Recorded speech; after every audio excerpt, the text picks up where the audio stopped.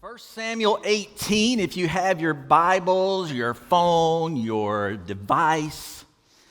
First Samuel 18. This will be, I hope every message is practical, applicable. I try to make sermons that way each and every week, but I think this one is going to be very practical. Right, there's not a person in this room that will not be able to relate to the topic today. In 2010, Burger King ran a Facebook ad campaign. All right, and they offered a coupon for a free Whopper to anybody who would unfriend 10 people. All right, now the marketing scheme was when you unfriended the person, Burger King would send them a Facebook notification, right, that they had been unfriended for a hamburger, right, which was supposed to make you say, wow, this burger must be really something, right, if I got booted as a friend over it. It's kind of brilliant, right? And the New York Times reported that this stunt worked a little bit too well. Right, that within the first week, right, 235,000 friendships had been terminated, right, and Burger King was on the hook, right, for all of those Whoppers. They immediately discontinued the ad. I know that Facebook friends are not real friends. All right, and I don't think the success of that ad really highlights a genuine issue in our culture, right? But the fact is that friendship's not as much of a highly valued commodity anymore. A recent survey asked the respondents, in the last 6 months, with how many people outside of your family have you deeply discussed an important personal matter? Over half couldn't come up with a single person. Right? This is especially a serious problem for us dudes. Okay? Most men stop making friends. Listen to this. Most guys stop making friends after they get married. Think about that. Think about it. Can you name your dad's closest friends? Not people he worked with. Not the neighbors, close friends. Right? Most men don't have those type of relationships, right? Especially, right, as they get older, right? When men, we're connected on really superficial things, work and sports and fishing and hunting and all of those things. That's what binds us together. Only 1 in 10 men had someone outside his family, right, with whom he discusses issues related to money or to life or to marriage. 1 in 20 men had a friendship that they disclosed information about how they were feeling. It's not what we do. 1 Samuel 18 and then the couple chapters afterwards that I'll dive into today is all about friendship, right? In this message, I'm going to make some pointed, I think, hopefully practical applications, right, to what this looks like, specifically toward men, all right? But I think that you'll be able to back up. Why? Why just men? Well, the story that we're going to talk about is of 2 men. But men, we're especially bad at this. Ladies, there's going to be practical information that you can take here too. Right? You're a little better at this. Right? If we can get the men in here straight on this, you reap the benefits. All right? But to me, let me just share. This picture is what friendship looks like to me.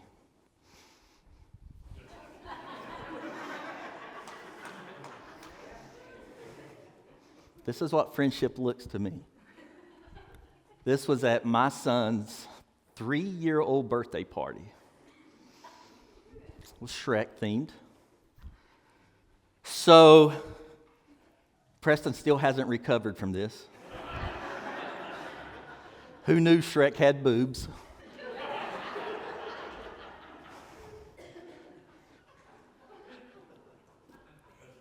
I said, Stephen. Like, listen, here's what we're doing. The guy at work, he gave me this Shrek costume. Do you mind wearing it for Preston's birthday party? Oh, yeah. This is the foyer into our house, in the front of our house. That's the front door behind Shrek and me. I can't breathe. The 3-year-old is running through the living room and out the back door screaming.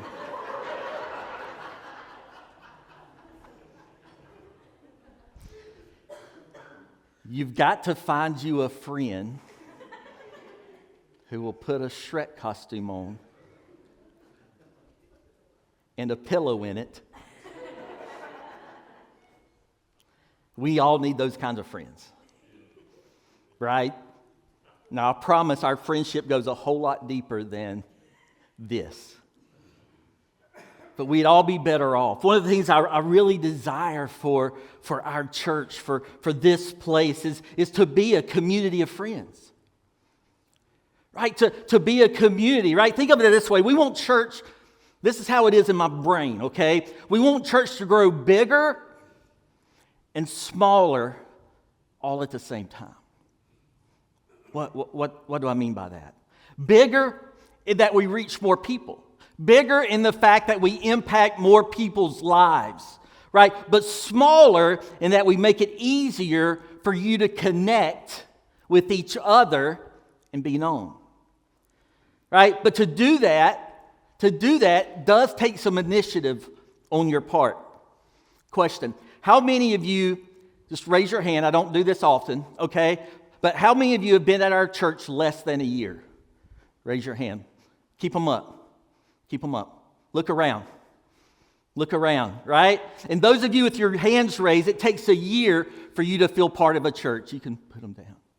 A year, right? It takes studies have shown it takes 1 full year for you to really feel comfortable, right, in a new church or in a part of a congregation, right? Listen, I promise you have my commitment to make it as easy as we can on you.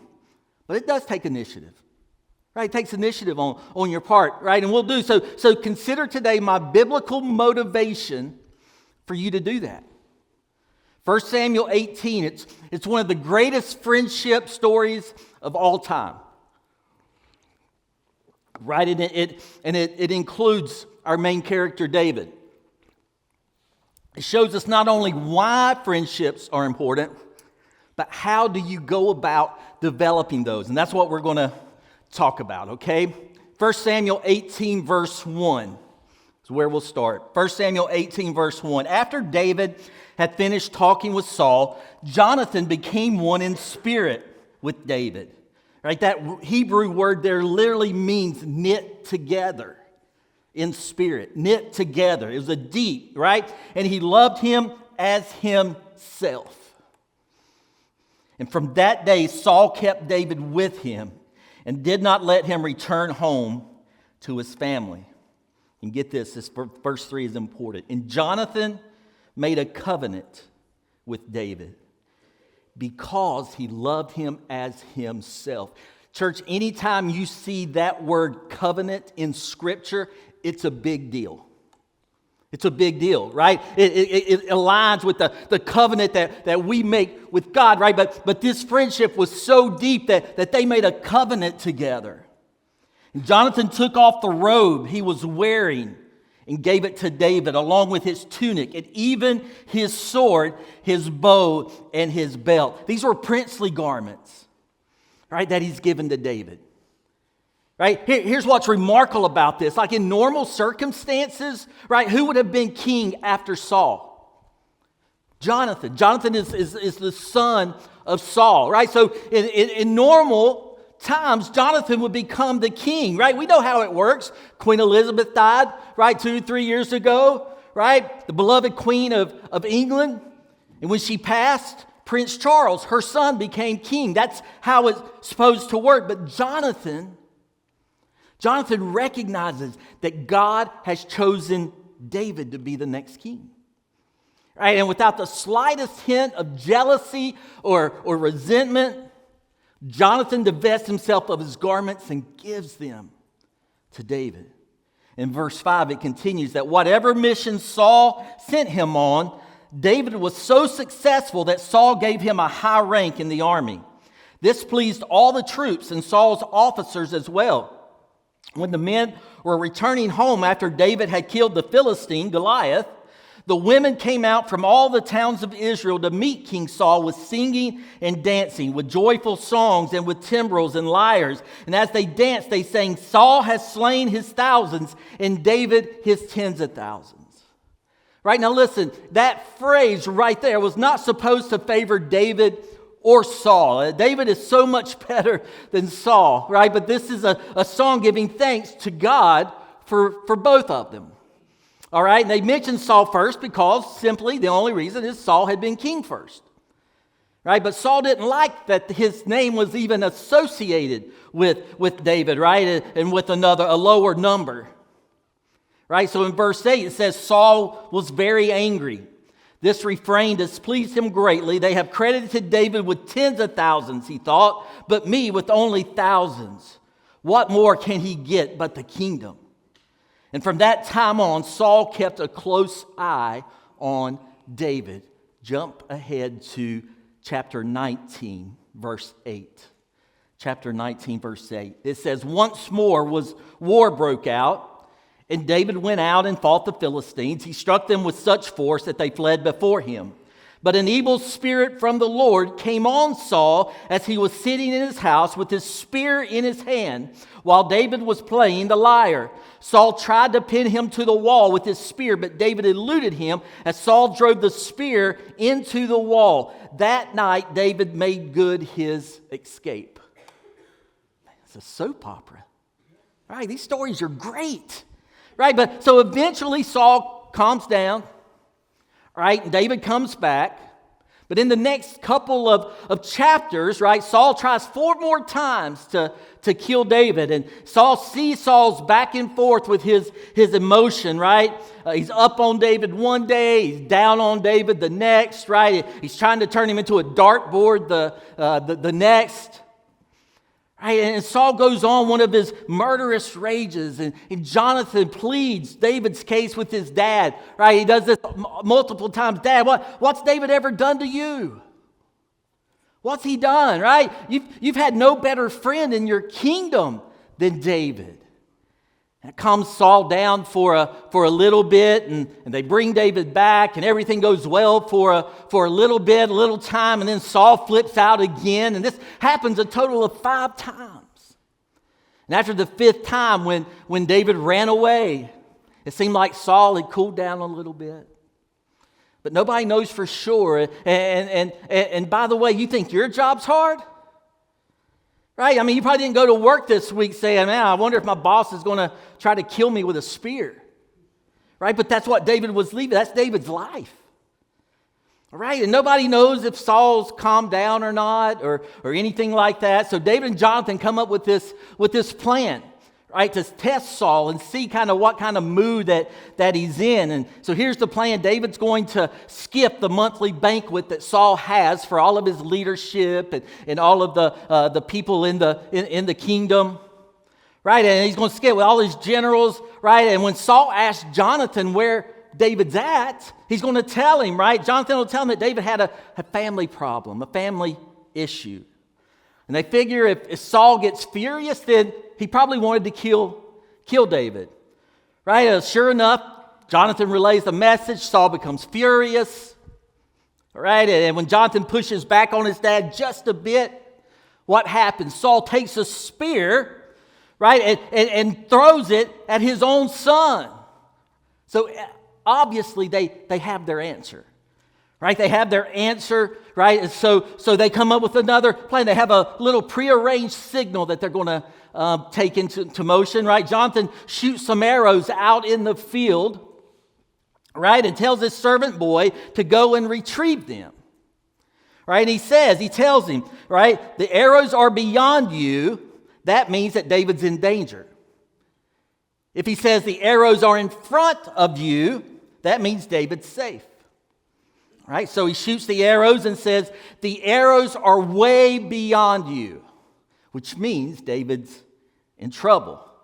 Right? He finds David hiding out there, and in 1 Samuel verse 20, jump ahead just the next page. In verse 40, it says this, that after the boy had gone, David got up from the south side of the stone and bowed down before Jonathan 3 times with his face to the ground.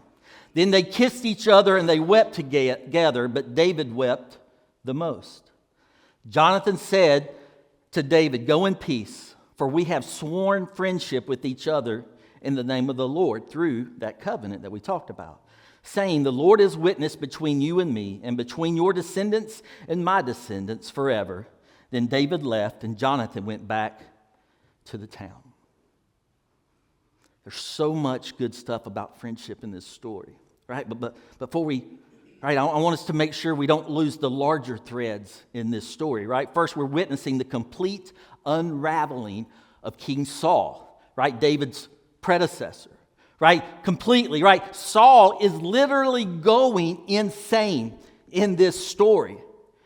Right? And so the author uses the stories of Saul and Jonathan to really illustrate the two ways we might respond, right, to God's appointed king. Saul rejects God's king. That's why we're here. He tries to kill David, right, to keep David off of Saul's throne, which God had ordained for David. So Jonathan, however, gladly bows his knee. He recognizes David, chosen by God. So he gladly bows his knee, even though it's so hard to do so that he'd give up all of his claim to the throne. Jonathan does this. Jonathan's a picture of what it means to surrender to Jesus as king. Jesus said to come to him, and we have to walk away from our claim to the throne. Right? That's what he's asking us to do. Right? In our lives is to lay down our lives for his. Right? That we think that we are the king of our own domain and our throne. And he says, turn away from that. It's a picture, right, that we see in Jonathan's life. Right? There's only two choices that you can make. Is that you'll either bow before him and surrender, or you'll call out for his crucifixion. Those are the two big threads. But I want to spend the rest of our time, right, focusing on the third thread. It's the importance of friendship. The importance of friendship. Number one, we've got to understand the character. The character of friendship. Maybe more so than anyone else in the Bible, Jonathan demonstrates the character of a true friend. Several things I could comment on here, but let me just focus on three. First thing, he had selfless love. Friendship shows us a selfless love. Jonathan loved David as his own soul. He says that a couple of times in the scripture that we read. David inherited what in other circumstances would have been Jonathan's to take. Right? How easy would it have been for Jonathan to become jealous? And every indication that we see in this story is that Jonathan hadn't done anything wrong. I think Jonathan would have made a fantastic king. I think Jonathan would have been a great king. We can tell about his heart, and we see in this story, there's no doubt, right, that he would have been a great king, but it wasn't God's king. There's things that you do in your life that are good things, but they may not be God things. Right? There's habits that you've established that maybe they're good things. They're not bad things, right? But they're not God things. Right? The throne was ordained by God for David. But I wouldn't. Right? His family lost the throne. Why? Because of his dad had sinned. I wouldn't have responded that way. Not me. It's not fair, God. What are you doing?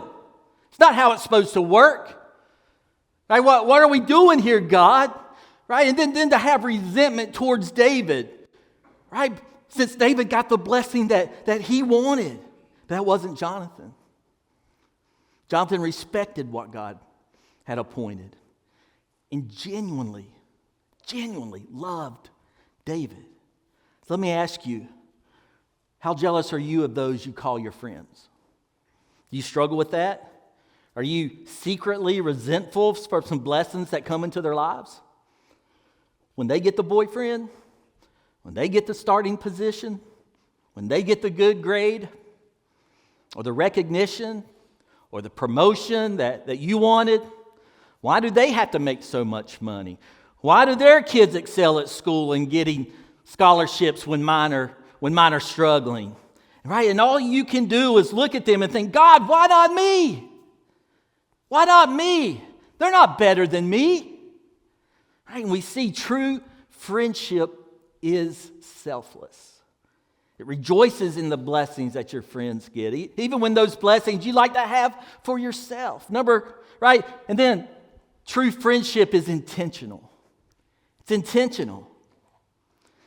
Right? Jonathan and David were not companions brought together by the coincidence of life. Right? It's not like work colleagues or golf buddies. Right? Or they're not pregnant at the same time, okay? Right? Nor they spend time together just because they made each other laugh or that they enjoyed each other's company. Although I'm sure they did. But they made a covenant. They made a covenant, right? In the third verse in chapter 18, right? That's an extremely weighty word. They made a covenant to look after each other. To do that even when it was terribly inconvenient. And that means more than just being around each other. Right? By the way, it means choosing to get involved in the things that matter and talking about them. Why men, we have perfected the category of friendship, all right, where all we do is golf or hunt, play poker, watch sports together, and that's it. Right? Women, you're better at this, but guys can be together for hours, not talk about anything. Right? It goes something like this. Right? The husband saying, hey, I have this friend, he got divorced, and I went golfing with him recently, and it's really been the first time that we've really talked about, we've been seeing each other since the divorce. The wife would go, well, how's Gary coping with this divorce? And the husband would say, fine, I think. I thought you went golfing with Gary today. I did. And you don't know how he's doing with the divorce? It never came up. Is he dating anyone? I don't know. Were you two in the same golf cart? Yeah. You were in the same golf cart for 4 hours and you don't know if he's dating anyone? Well, I know he got a new set of irons. How is it possible that how Gary's doing wouldn't come up? He's like, well, how's it possible that it would come up? Right? Gary, I think you got about 150 yards, right? The green slopes a little bit left to right. The wind's kind of in your face a little bit, right? Are you dating anyone?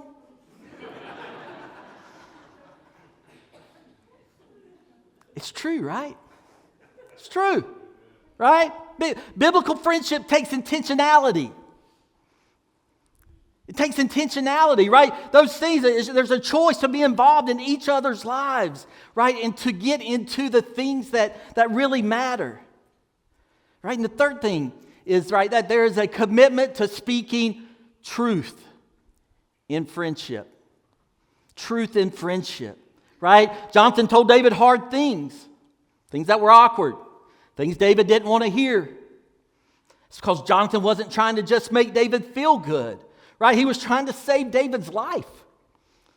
It's not just anybody that's trying to kill him. It's his dad that's trying to kill him. Right? A true friend thinks about your safety, thinks about you flourishing. Right? More than they do their own selves or their own comfort. They're committed to telling you the truth, even when it hurts. Proverbs 27:6. By the way, we know Proverbs was written by King Solomon. Who's King Solomon? He's David's son. All right, and many scholars believe that he was passing along wisdom he actually learned from his father. And I think that's the case right here when he says in chapter 27, verse 6, wounds from a friend can be trusted, but an enemy multiplies kisses. Kisses always feel better than wounds. If you only have people around you who give you kisses, life's going to feel good most of the time for a while. Right? But it's the faithful wounds of a friend that will save your life. Those three things stand out in this friendship: selfless love, intentionality, and commitment to speaking truth. Number two, what's the importance? What's the importance of friendship? Right? There's several things that this friendship provided David. One, it shielded David. It shielded him. Jonathan alerted David of danger, right, that David would have been unaware of otherwise. He saw things that David could not see, right? I love the verse in Ecclesiastes. Ecclesiastes chapter 4, verse 9 says, two are better than one because they have a good return for their labor. If either of them falls down, one can help the other up. But pity anyone who falls and has no one to help them. Also, if two lie down together, they'll keep warm. But how can one keep warm alone? Though one may be overpowered, two can defend themselves. A cord of three strands is not quickly broken. All right?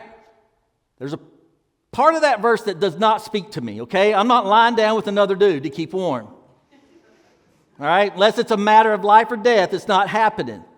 Okay? But still, the central point is together is better. Together is better. Why? Well, it's partially because our friends see danger in our lives before we do. Right? They do. The definition of a blind spot is something you can't see because why? You're blind to it. You can't see it. If you knew about it, it wouldn't be a blind spot. You can't see it, but quite often your friends can. They can. Right? And often the blind spot is in your own heart. Proverbs 18:1 says, an unfriendly person pursues selfish ends and against all sound judgment starts quarrels. When you get isolated, selfish heart, right? Deformities begin to grow in your heart. They become unchecked, right? Think of it like the yard of a blind person. They don't know where to pull up the weeds, right? That's what happens. Right? To a person that's isolated. You become blind. You can't see those spots. They notice the weeds in my heart. Ask about them. They help me pull them up. The point is, there are things in your life you can do to open up your life to other people. I knew a guy that was struggling with porn addiction. Right? This guy was struggling with porn addiction, and he had a friend. He said, you know what? I'm moving into your apartment for a month. It's pretty radical,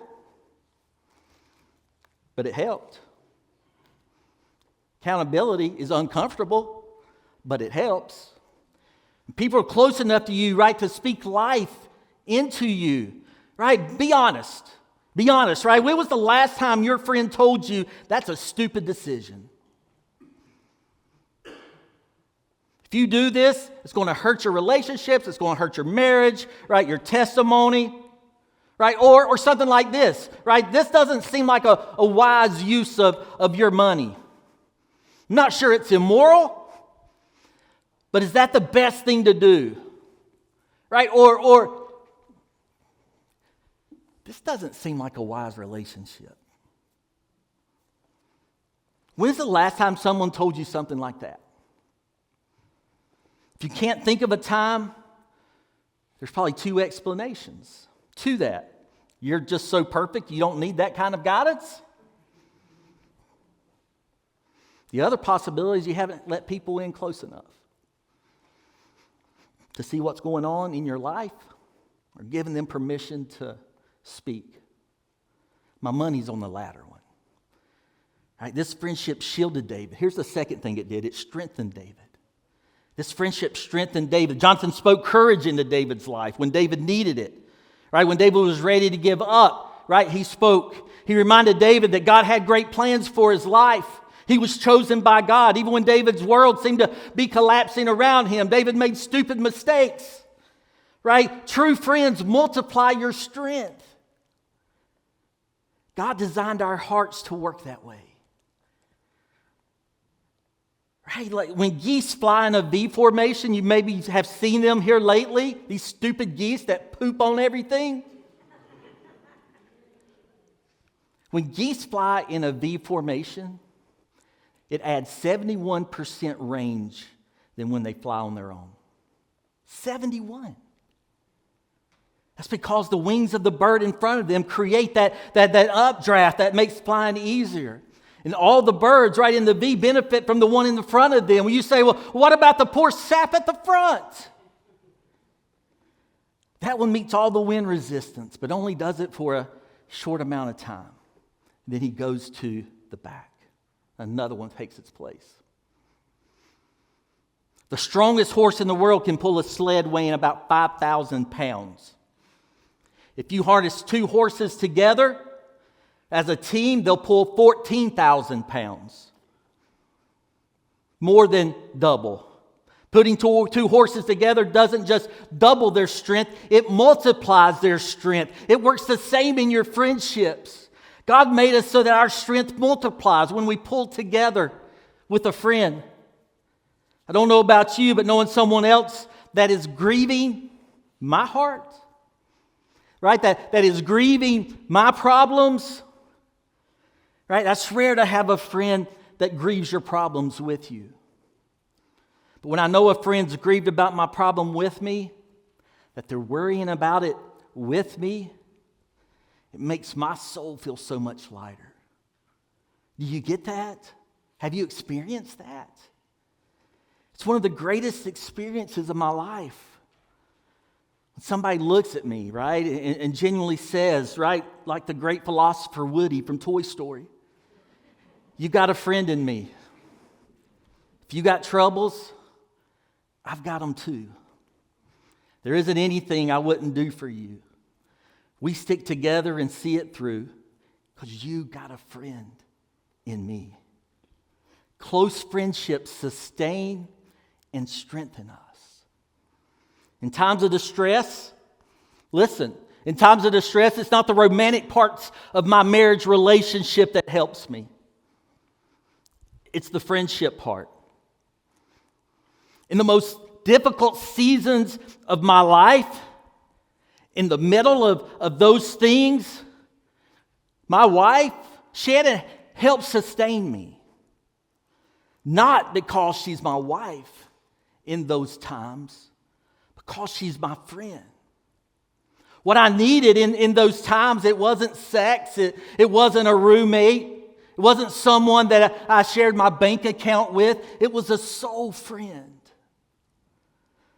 I say to you who are married, or those that are looking to get married, you must do everything possible. You must pay any price to be best friends with your spouse. Because there's going to be stuff that you go through you never thought you'd go through. There's going to be stuff that you deal with that you thought there's no way this is going to happen in my life. Good marriages are not romance garnished with friendship. They are friendships garnished with romance. So this friendship shielded David and it strengthened him. Lastly, it shaped David. Later on, we'll see David show extreme generosity, right, and selflessness with others. After tragedy had struck Saul and in Jonathan's house, David asked if there was any one of Jonathan's descendants that he could show kindness to. David found Jonathan had one living relative. It's a young boy named Mephibosheth. Mephibosheth was crippled. And David said, "Bring him to my table. Bring him to my table. He'll never lack anything." That's what he did. For the rest of his life, David treated Mephibosheth like a son. That's a generosity of spirit that he learned. He learned that, right? At least in part from Jonathan. Listen, Jonathan's character shaped David's character. Jonathan's character shaped David's character. Right? That's what Proverbs says will happen. In Proverbs 13:20, walk with the wise and become wise, for a companion of fools suffers harm.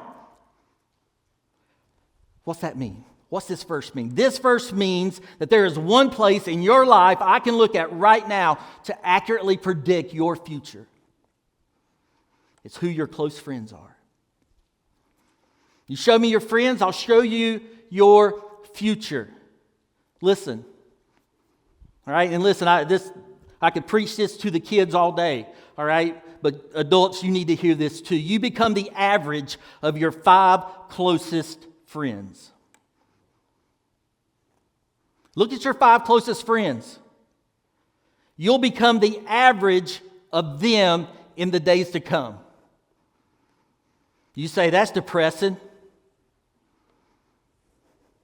The good news in that is that if you want to change your future and you're not sure where to start, guess what? I just told you. You have a very actionable step. Change your close friendships. It's not the dreams you dream that determine your destiny. It's the small decisions that you make. It's the small decisions that you make in life. Right? One of those important decisions is who you do life with, who you walk closely with. When speaking with students, right, and introducing them to the faith, right, and they make a decision to follow Jesus, I tell them that the difference in those who will continue to follow Christ and the ones that will not, that will fall away, will be determined by those who are willing to change their friendships. It's everything. If you don't change your friendship, you won't change. You won't. You become the average of your 5 closest friends. Got quiet in here. We all have something we'd like to become. I want to be a better parent.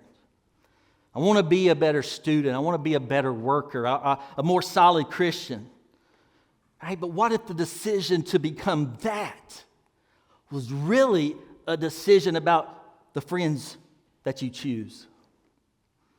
Well, you say I kick all my bad, mediocre friends to the curb? Are you asking me to go home and unfriend a bunch of people on Facebook? Will you at least buy me a Whopper, Chris, if I do that? No, of course I'm not saying that. Don't be sending me screenshots of your unfriend list, okay? Let me give you something practical. There's 3 levels of friends. You got your core. You've got your core friends. Those are your Jonathans. Those got to be all Christians. Okay? Your core. It's your small group. Right? Those are your Jonathans. They got to be all Christians. When I'm going through a funk, when I'm going through a valley, when I'm going through something that I need help, right? I got a list. I got a list of about 4 to 5 guys. It can be anything. Right? That I'm going to reach out to. Right? And you pray for this specifically. And usually it's specific things. Second, you have your core, and then you've got your community. These are 12 to 15 people that you're doing life with. These should be mostly Christians. Mostly Christians. These are the people that you talk to, right, during a week, right, that you do life with. Right? And then you have those concerned friends. Right? These are the people that you care about and you check in with periodically. Right? Those are the three groups, right, that you would say friends. Your friends fall into those categories or should fall into those categories. Listen, friendships are important because they shield us, they strengthen us, and they shape us. That's how God designed it. And all I can say is it should disturb us how little value that we seem to place on friendships in our culture and how few friends we have, even in the church. Even in the church, particularly as we get older. Right? It's a tragedy that so many men have no real friendships in their later years, right? That's why a lot of them go wrong, become apathetic, become selfish, right? Self-absorbed. A lot of bitterness starts to take place. Why? Because of the lack of friends. And listen, guys, and you're not too good for it to happen to you. Right? Listen, every third Monday night, every month, right? Guys get together at Trey's house. And what do we do? What do we do? Huh? I don't preach 3 points in a poem. I don't do that. What do? Just hang out. Get to know each other. Why? Because what you're going to find is there's somebody in that room, in that circle, that if you will get close enough, that you will talk enough to, you're going to find out, right, that they're going through or they have gone through the same issue that you're struggling with right now. It will happen. That person that is in this room on a different pew than you, maybe on the same pew as you, has gone through something, right, that you either are going through or will go through. But you'll never do that unless you engage. Right? And listen, that's how God ordains it. You think it's a surprise? Right? That we are gathered here, that this group is gathered here? I don't.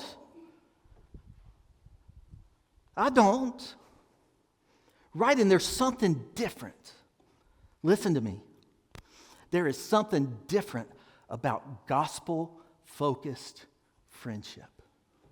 It's different. Right? And if you've never experienced it, right, it scares you. Why? I'm not going to open up. No, I've been hurt too many times. Right? The last few times I've done this, I got crushed, I got hurt. Right? And listen, well, those people weren't following Christ. They didn't know what it looked like. They don't know what it feels like, right, to be submissive to somebody else, right, to be submissive, right, to a heavenly Father that loves them, right, that died for them. It's different when your life's been changed by the gospel. It's different. It's authentic. It's genuine. There's trust in that. Don't you dare let your pride get in the way of a life-changing moment.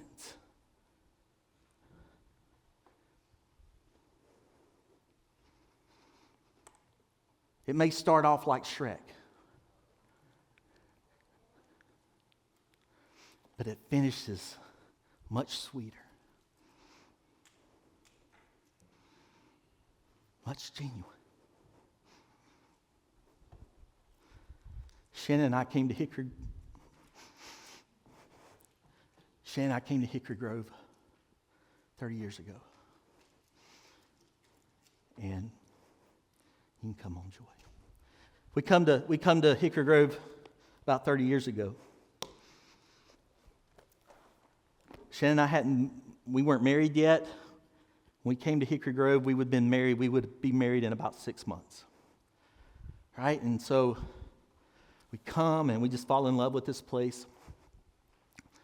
And we go to Mike Cornwell's house just on a random invite. And it was in that moment that mine and Shannon's life changed. Changed forever. Right? In that moment, we met lifelong friends that we would do life and hold hands together through the best moments and the worst moments.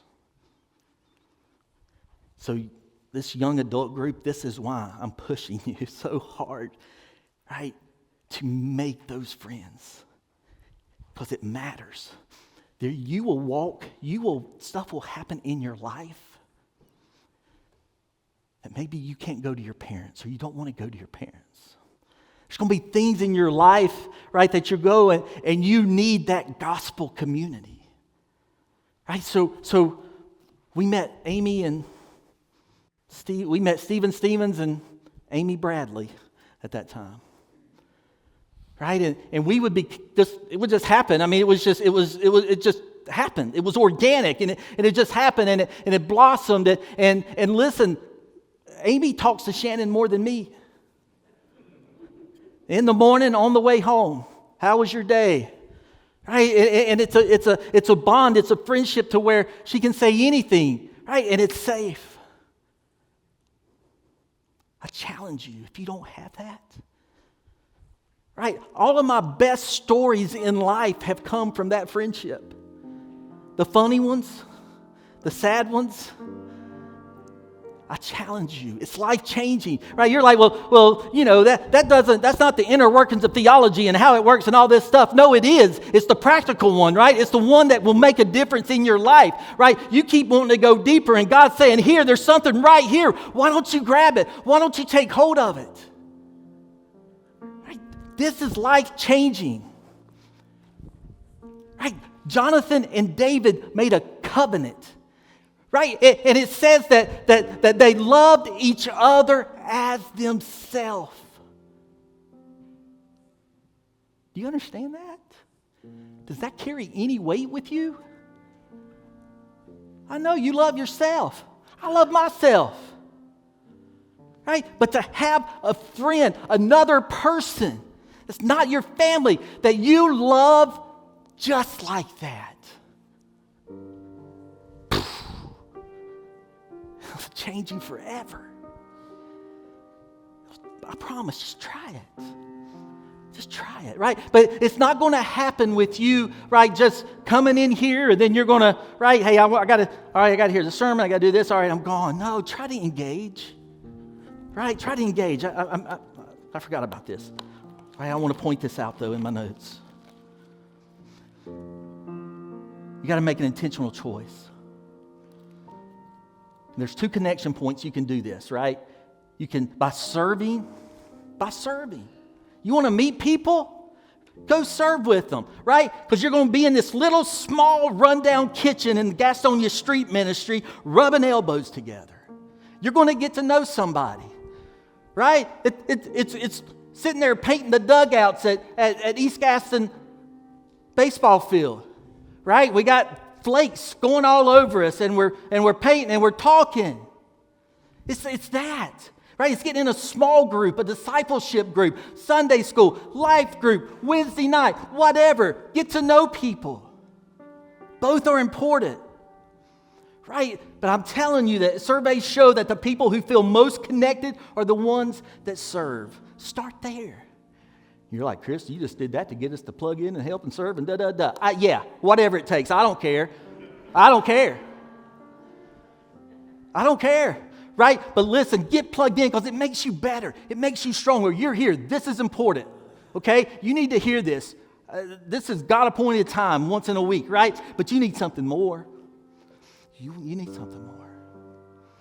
I can't say anything else. Find you a Shrek.